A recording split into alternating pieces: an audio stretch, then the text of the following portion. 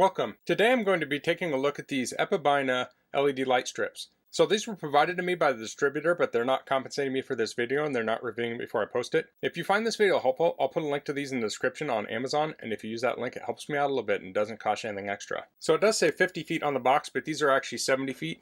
If we turn these over, we can see the specs here. It says size is 21 meters, voltage is 24 volts, wattage is 24 watts, number of LEDs is 420, and then if we look down here it says LED light strip for bedroom, 70-foot LED light strip. So we have information on the warranty here. We have an instruction manual, like it, share it card. Here's the controller. And it looks like a smiley face. So it has little slits here for the buttons, and those aren't printed, those are actually spaces in the plastic. It says 12 to 24 volts. We have power input here and 2 power outputs, 1 for each reel. Here's the remote control. I'll pull the plastic out of the bottom to activate it. It has a QR code on the bottom for downloading the app. So here's the power adapter. Input is 100 to 240 volts. Output is 24 volts at 1 amp. So we have 2 reels here, and we have some 3M adhesive. This would be for the back of the controller so you can stick it to something. So here's one of the LED modules. It's a 50-50 module, meaning it is 5 millimeters by 5 millimeters. So it has adhesive on the back, so it's like a sticker. It's kind of gooey. You do want to make sure you clean any surfaces you stick this to before you attach it. And there's 2 reels. I'm going to unreel one of them a little bit. I'll connect the controller to the transformer, like so. Then I'll plug these in together. So these are keyed. There's a little notch there you want to line up. There we go. Plug them in. Okay, so they turned on. So on the little controller pad here, we can hit the mouth for on-off. So that turns it off. That turns it on. On the left, we have the color change mode. So if I hit that, the colors will change. Then on the right side, this is the microphone control. So these have voice activation or music activation. So as I'm talking, you can see they're changing color. And it has different modes, so they react differently. Some fade more, some flicker more. So this one, you can see they just change colors so they don't turn off. And this one turns off completely. These flicker more. So if you want to turn off that mode, you can hit the left button and it will go back to the regular steady mode. So you get limited functionality with this controller. So oftentimes you might set them up with the other controls, which would be the app or the remote, and then you could turn them on and off with this remote. And you could certainly control them with this remote too, you just don't have as many features on here. So the nose here is the infrared receiver, and that is to work with the remote control. So I can turn these off, on, I can hit color to change the color. Let me aim this a little easier. We have brightness.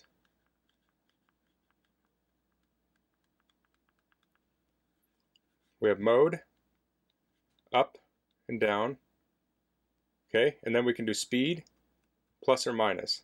So this will speed it up or slow it down. This also, I think, will change the sensitivity when you're in the music mode. We have 3 buttons here, RGB for red, green, and blue. So music 1 mode is more flickery, and music 2 mode, it's a little bit slower. And then W is white. So basic controls, you can use this. If you want a little bit more control, you could use this remote control. So I'm going to kill the lights and we'll take a look at these. So here we have red, green, blue. Here's auto mode. We can change to the modes here. We can go faster, slower, and we have the music modes. So there's music mode 1 and music mode 2. So you can use this controller for basic control, and if you want a little bit more functionality, you can use the remote. But if you want the most functionality, you want to use the app. So there's a QR code on the back. I'm going to open the camera on my device, and I'm just using an iPad here. So it found it. I'll hit Safari. So this opened up in the Google Play Store, but we can see it says Lotus Lantern. So I'll just go to my App Store and look that one up. So I'm at search, I'll type in Lotus, and I see Lotus Lantern come up. I'll download that.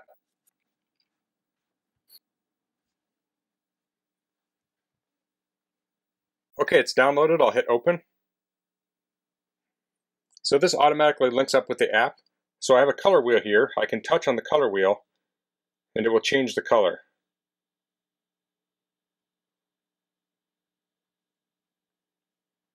On the upper right, there's a switch to turn the lights on and off. And this does use Bluetooth, so you do need to be within range of it. In the upper right, we have the settings. So it says guide, shake, and shake I think is if you put this in your pocket like at a dance party. So this would work on your phone. It would probably make the lights move. We have modify pin sequence and about. In the upper left, we have our devices here. So we can see the BLE DOM. Those are our lights. And then just below that, we have a color wheel changer, so you can change to the different wheels.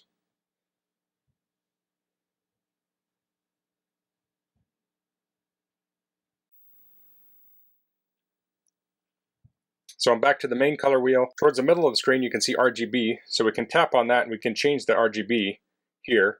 So if we just wanted red, I'd slide R all the way. And you can adjust these to whatever color you want.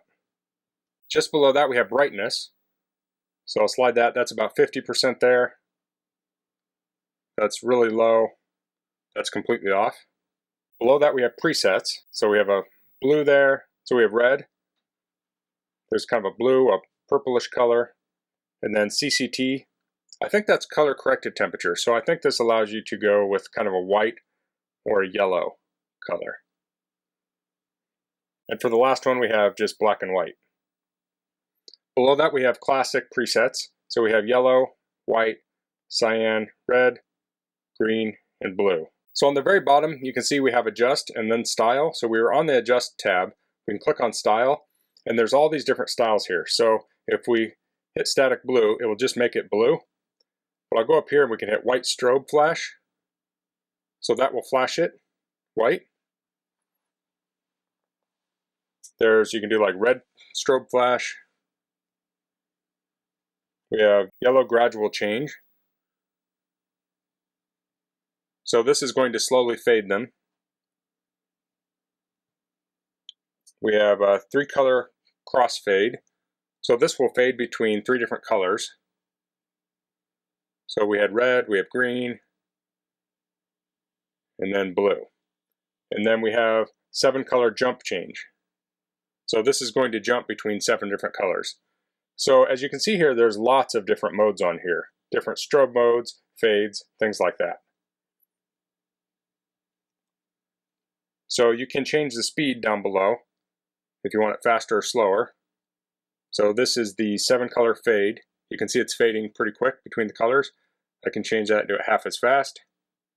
And then I can also change the brightness on here. So you can choose your mode, your speed, and your brightness, and that gives you many options here. So back to the bottom, we have the music tab. So if I play some music here, it'll change the lights to the music.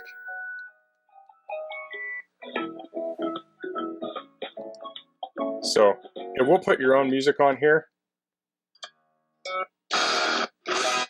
It took a while for that to show up on mine. So if you first load the app and you don't see your music there, just wait a little bit and it should show up. Next we have mic. So this allows it to change to any music or voice in the room. So we have 2 options here. We have phone mic. So that will use the microphone in your device. So I have it on phone mic. It's using the mic in my iPad right now. If we go to external mic, it will use the mic in the controller there. So if we go back to phone mic, we don't see any options there. If we go to external mic, on the bottom you can see it says classic, soft, dynamic, or disco. So those are different microphone modes there. And then you have microphone sensitivity. The last tab on the bottom is schedule, so you can schedule these when to turn on and off. So I'll go back to the style tab. We'll do the 7-color cross. Let's go to something simpler. Let's see. Let's do yellow strobe flash.